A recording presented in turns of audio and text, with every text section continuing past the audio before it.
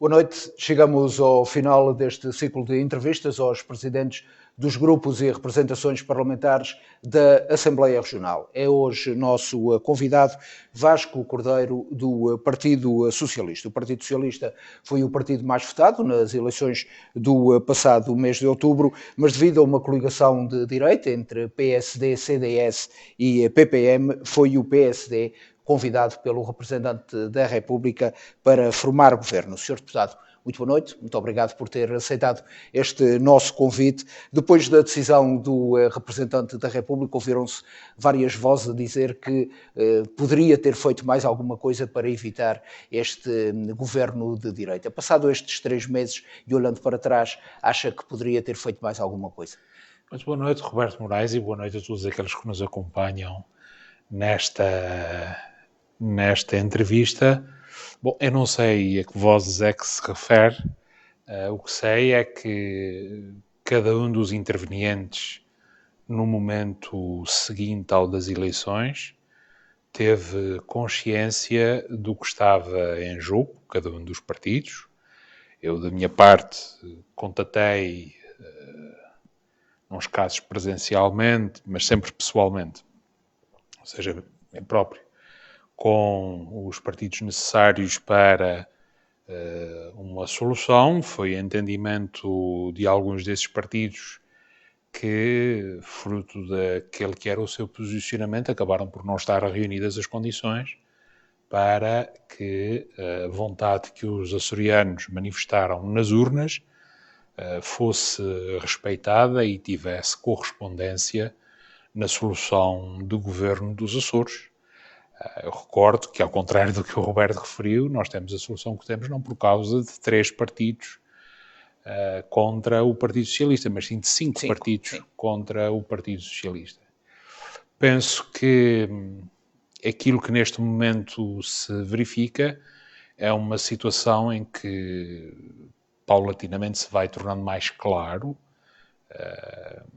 que o grande fator de mobilização e de união desses partidos não era nem é um projeto de futuro para os Açores, de, no fundo, rasgar novos horizontes, de fazer coisas diferentes, mas era apenas, e é apenas, tenho-me referido a isso nesses termos, um ódio ao Partido Socialista e querer afastar o Partido Socialista da governação.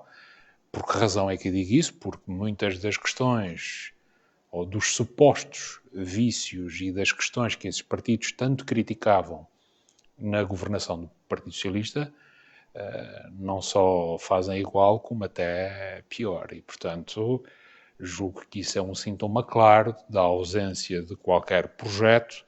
Apenas o que se tratou foi, não sei se a expressão assalto ao poder é muito forte neste contexto, porque efetivamente há uma maioria parlamentar que apoia este governo, mas não há, do ponto de vista dos votos que foram expressos e do contexto em que decorreu esta eleição regional, não houve naturalmente um projeto alternativo. Eu recordo, e certamente que o Roberto também estará recordado disso, que não houve antes das eleições a apresentação aos açorianos daquilo que pretendiam fazer esses partidos.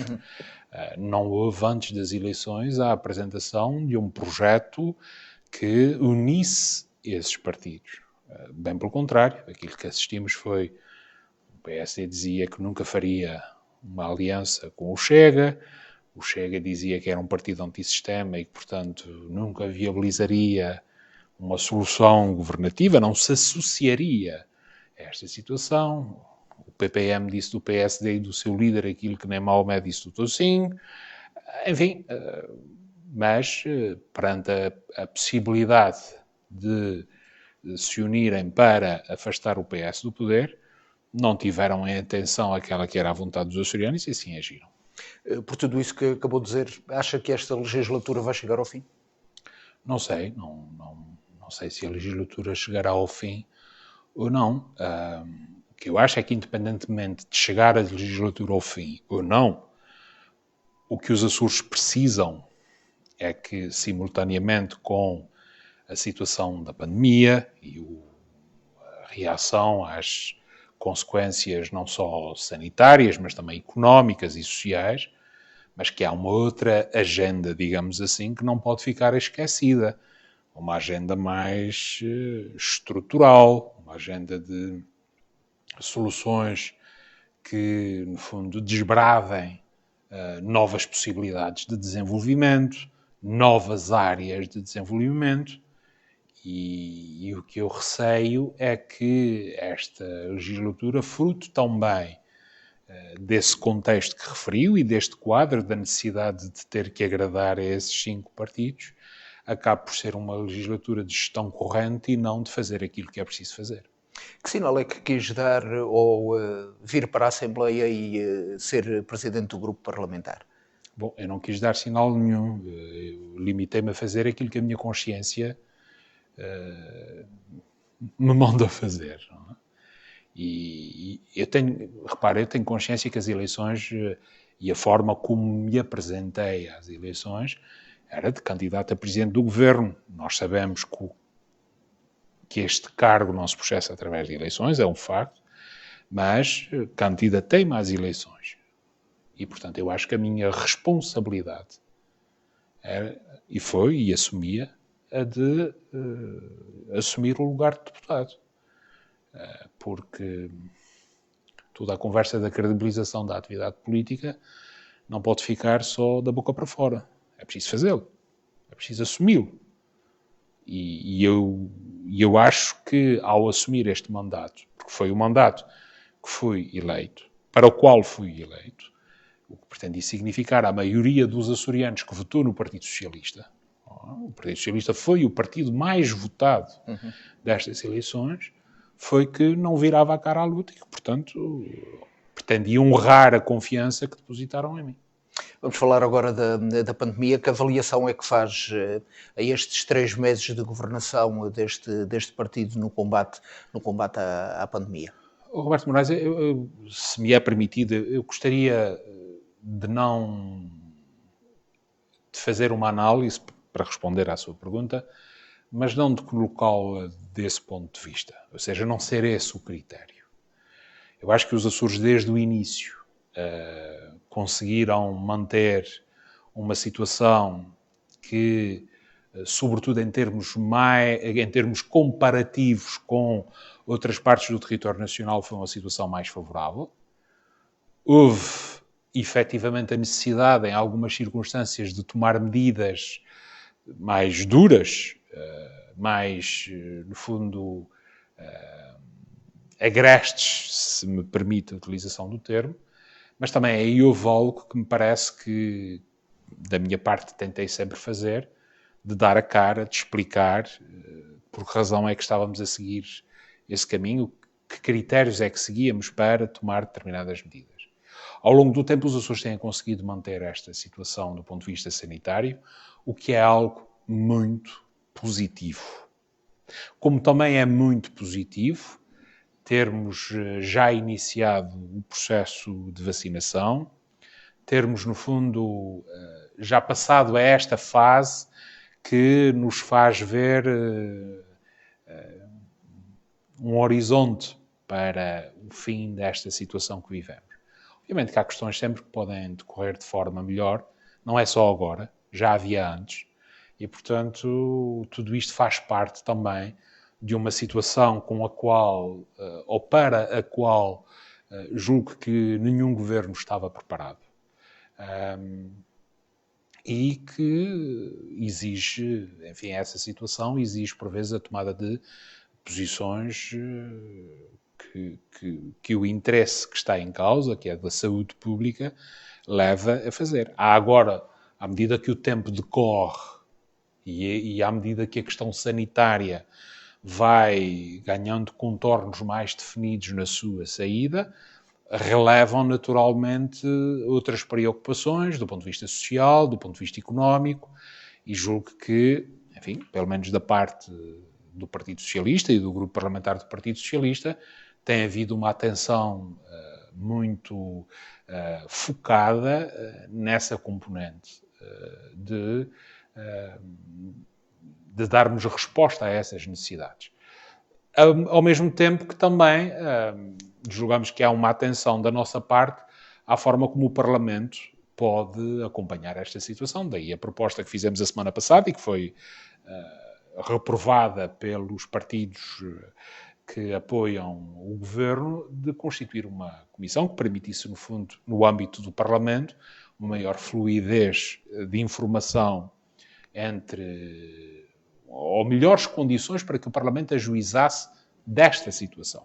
Enfim, assim não foi entendido, foi recusado, o que também, na nossa leitura, obviamente, diz muito do sentido de transparência que tanto se apregoa e que, afinal, pouco se pratica. Acusou mesmo nessa altura de vícios antigos que os partidos acusavam o Partido Socialista de fazer e, no final, estão a replicar. Não, eu penso é que avolumam-se sinais, há um conjunto de sinais que se vão tornando cada vez mais evidentes e que, na minha apreciação, na apreciação do PS, nos fazem recear um pouco por aquilo que tem a ver com todas as questões da transparência que se exige.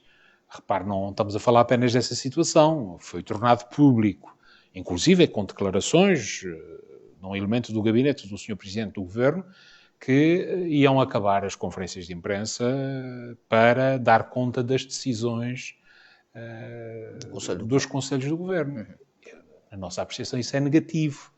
Na nossa apreciação isso é mais um sinal que, por muito que esses partidos batam no peito a clamar pela transparência, na prática acabamos por verificar que a sua prática vai em sentido contrário. Porque acho isso profundamente negativo, e repare, é inédito essa ideia de não partilhar com os açorianos, não dar conta aos açorianos, desde logo através dos órgãos de comunicação social, aquilo que se decidiu, quais foram as razões, quais são as expectativas, quais são as metas, porque isso também permite, passa também por aí, a nossa sociedade poder ajuizar sobre aquilo que o Governo vai fazer. Exatamente, também sobre a avaliação. Bom, eu espero que o Governo reanalise, pondere e faça marcha atrás nessa intenção de acabar com as conferências de imprensa. Há divergências de números entre o Partido Socialista e o PSD e o Governo quanto ao plano de resiliência e também quanto à questão do furacão Lourenço. Quer explicar essas divergências de números? Explica-se muito simples. Repare, quando houve um conjunto de contactos, obviamente, ainda no 12º governo, o governo anterior, e foi endereçada uma carta pelo Sr. Ministro do Planeamento ao Sr. Vice-Presidente do Governo de então, em que de forma muito clara se fazia referência aos valores que estavam destinados aos Açores no âmbito do Plano de Resiliência.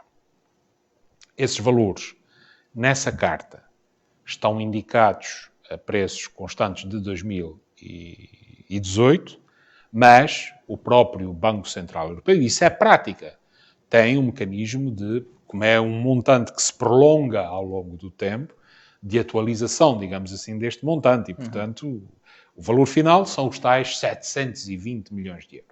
Bom, quando é tornado público o plano, verificamos que não constavam os tais 720 milhões, mas os tais 580 milhões. Daí que 2 dias depois, logo de termos conhecimento disso, o Sr. Vice-Presidente, que tinha a competência nesta área, endereçou uma carta ao Sr. Ministro a dizer: olha, nós temos um compromisso escrito e um compromisso formal e, portanto, esse compromisso tem que ser cumprido. Entre a data em que foi enviada esta carta e a data em que o 12º Governo terminou funções, decorreram cerca de 30 dias. Entre a data em que este Governo assumiu funções e o momento atual, decorreram cerca de 90 dias. Daí que achamos que era tempo de perguntar, mas há algum desenvolvimento? Houve alguma resposta?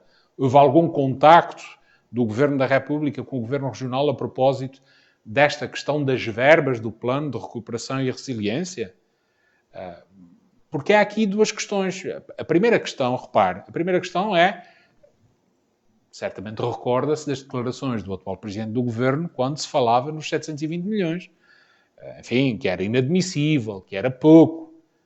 Bom, se agora estamos com 580 e da parte do Governo a reação que temos, como se viu ainda a semana passada no plenário, bom, então apresentem um voto de protesto. Bom, há aqui alguma coisa que precisa ser mais explicada. A única questão que coloco é como é que o atual Governo está a lidar com esta situação de dar seguimento a uma exigência que vem do anterior, do cumprimento do compromisso que havia sido assumido com os Açores. E, portanto, a questão é exatamente esta. Acha que se está a acomodar ao valor que foi indicativo? A pergunta é exatamente esta. O que é que está a ser feito? O que é que está a ser feito?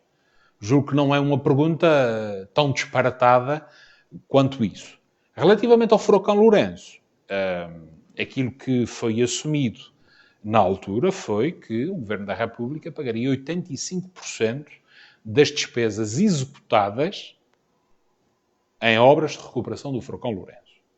Há um conjunto de concursos públicos que foram lançados em 2020. Recordo que o furacão foi em 2019, finais, em 2020. Algumas dessas obras ainda não atingiram a fase de obra efetiva. Concursos públicos foram lançados, houve uma fase de elaboração de projetos. E, portanto, é natural que durante o ano de 2020 não tenha havido ainda a execução financeira de alguma dessas obras. E por isso é natural também que não tenha sido transferido ainda as verbas do Governo da República para a região autónoma dos Açores, que sempre foi assumido que o critério era de execução. E, portanto, nesta questão do furacão Lourenço, aquilo que eu tenho a dizer é que nós assistimos a uma assunção do Governo da República do seu dever de solidariedade para com os Açores extraordinária e notável. Não tenho razão nenhuma para crer que o Governo da República falhe nesse compromisso do furacão Lourenço. O mesmo já não posso dizer em relação às verbas do Plano de Recuperação e Resiliência. Acha que o Governo Regional está a abrir aqui uma guerra com o Governo da República? Olha, se está, é uma guerra que vale a pena. Acha que sim? Se está, mas a questão é exatamente essa. Nós não sabemos o que é que está a ser feito neste momento. Porque também nós estamos a falar de uma questão que é colocada 2 dias, 30 dias depois do Governo tomar posse. Nós estamos a falar de uma questão que 30 dias antes do 12º Governo cessar funções, foi questionado o Governo da República sobre isso. Já lá vão mais de 90 dias desde que este Governo tomou posse.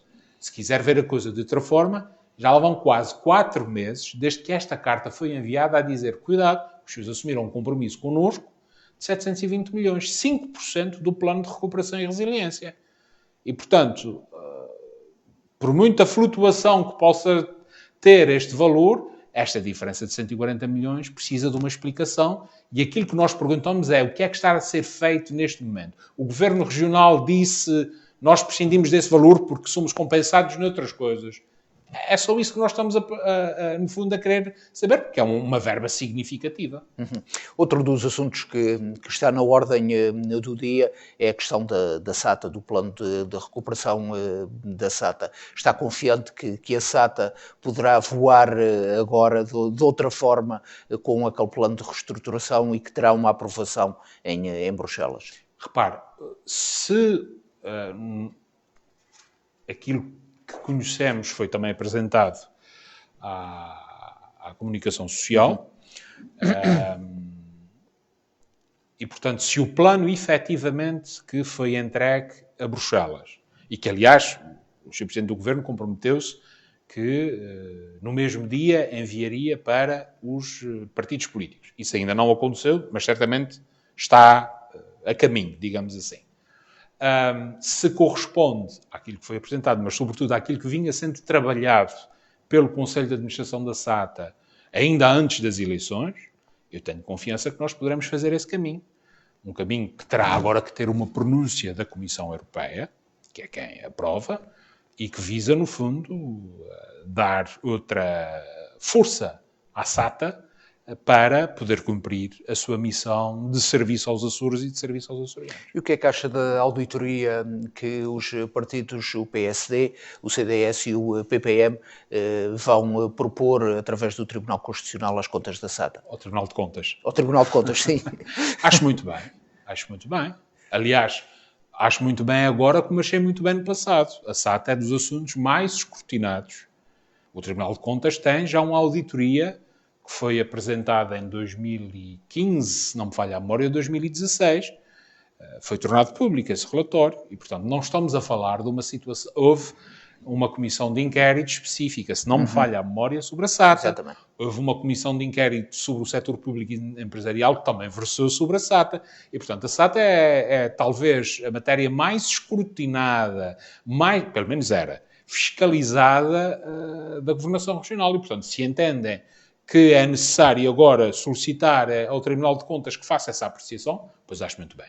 Eu falei no Tribunal Constitucional, estava a pensar no Tribunal Constitucional a propósito da Lei do Mar. Também sei que é um tema caro, assim, e ao Partido Socialista, sobretudo porque no Tribunal Constitucional normalmente os Açores perdem sempre, ou quase sempre, as batalhas que tiveram com o Tribunal Constitucional. Acha possível conseguirmos ganhar? Digamos que o Tribunal Constitucional é muito sevina em dar razão aos Açores. Acha possível desta vez dar razão aos Açores? Vamos ver. É preciso não esquecer que nós tivemos um ilustre constitucionalista, que é Presidente da República, e que de forma muito clara disse: eu não vejo razões para suscitar uma fiscalização preventiva da constitucionalidade. Mas o que me parece, sobretudo, é de um déficit de compreensão dos deputados dos vários partidos políticos na Assembleia da República que solicitaram a fiscalização sucessiva dessa lei. Porque partem de um princípio que aqui o que está em causa é um ataque à integridade e à soberania do Estado, quando não é. Aliás, a lei expressamente ressalva esse aspecto. E depois um outro argumento, é um argumento muito curioso, que é o argumento que, mas então assim vamos ter três mares, digamos assim. Porquê? Porque podemos ter três soluções jurídicas ou disciplinas sobre cada um desses mares. Mas é isso que nós já temos neste momento em termos da nossa autonomia e da ordem jurídica. Mas há um argumento que para mim diz-me muito quanto à necessidade de serem os Açores a ter a capacidade de decisão sobre estas matérias, mesmo com os parceiros.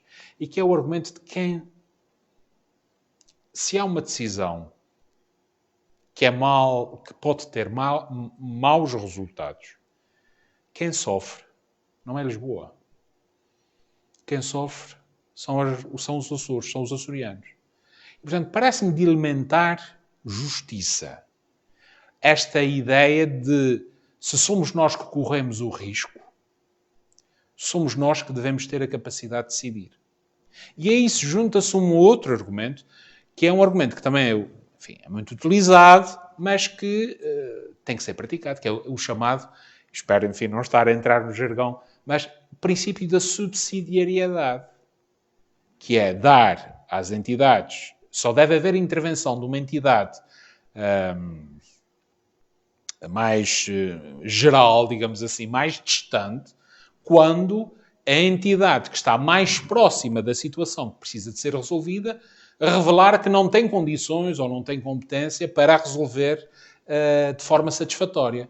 Ora, o que a história da autonomia demonstra no que tem a ver com os recursos do mar é que, pese embora as necessidades de melhoria, é certo, nós temos tido a capacidade de gerir bem, ou pelo menos de gerir melhor do que outras partes do país, esses recursos, esses aspectos.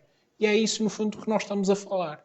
Não propriamente de uma questão estéril, do ponto de vista jurídico, de um fantasma qualquer, mas de questões práticas que têm a ver com a vida das pessoas. Porque se há uma decisão que, do ponto de vista do ordenamento do espaço marítimo, resolve, por exemplo, dizer, olha, nas costas ou no mar, próximo das ilhas, pode fazer-se uma atividade que acaba por provocar danos. Quem sofre é quem está cá, não é quem está em Lisboa.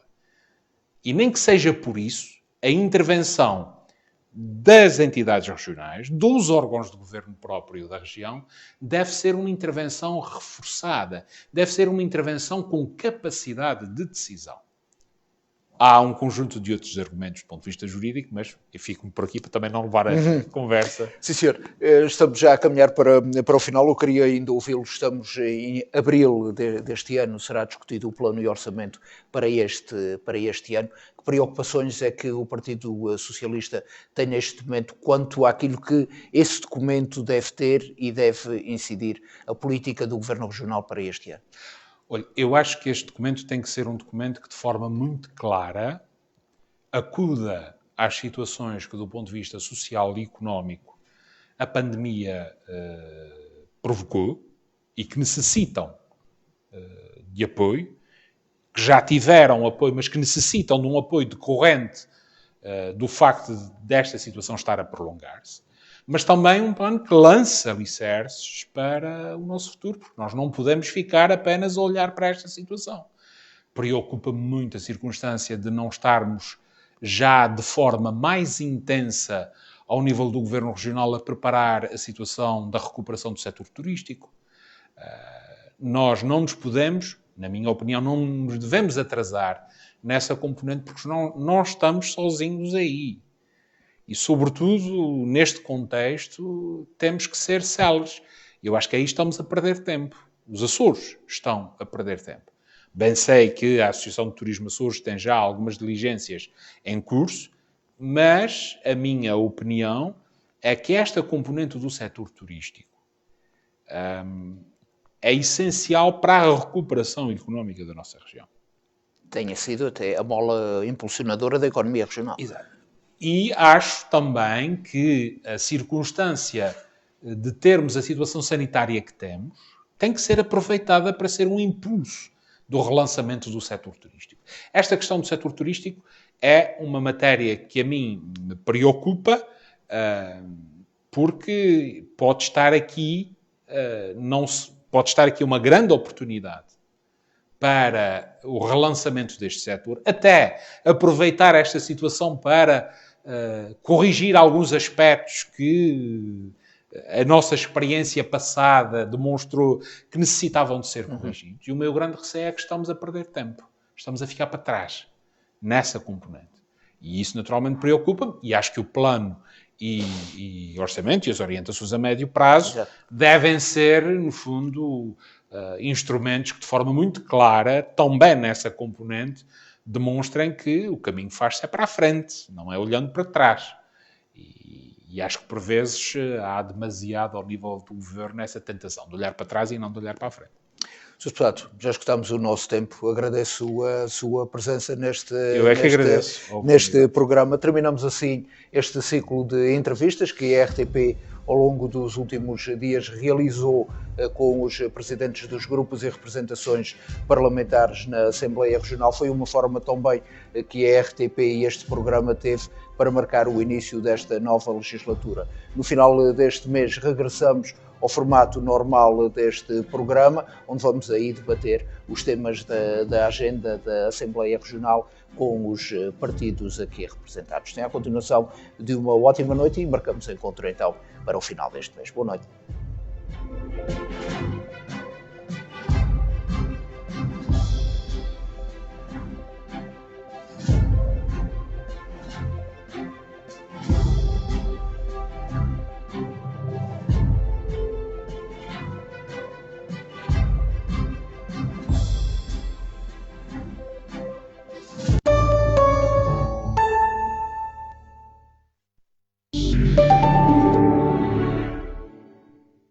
A RTP e a Levoa representam uma viagem ao mundo dos clássicos da literatura em banda desenhada.